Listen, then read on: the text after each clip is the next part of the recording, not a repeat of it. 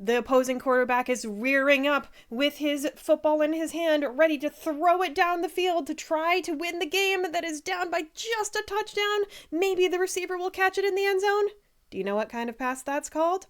Well, before we answer that question, hello, my name is Satan herself, and I am a bit of a football fanatic, so I'm here to tell you about a couple of tips and tricks, so a couple of terminology bits that are going to help you look cooler at your friend's Super Bowl party.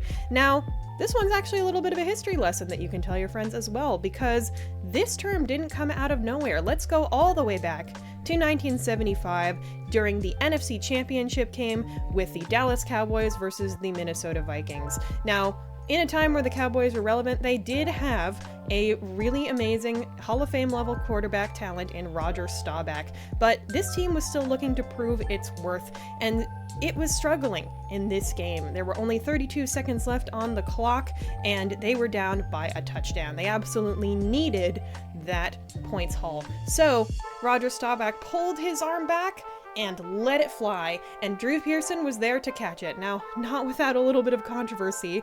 We can talk about the the OPI later, but Roger Staubach didn't know it, but he would be inadvertently inventing one of the most famous sports terms by doing so. In the post-game interview, he said, "Well, I just held back and thought Hail Mary."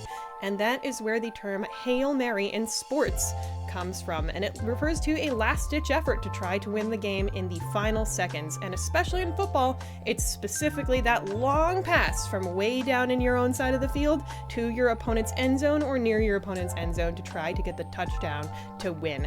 And with the caliber of these two teams, the Seahawks and the Patriots, going into the Super Bowl, we could very well see one of these throws to try and win the game. So, yeah. Hope you enjoy watching the big game, everybody.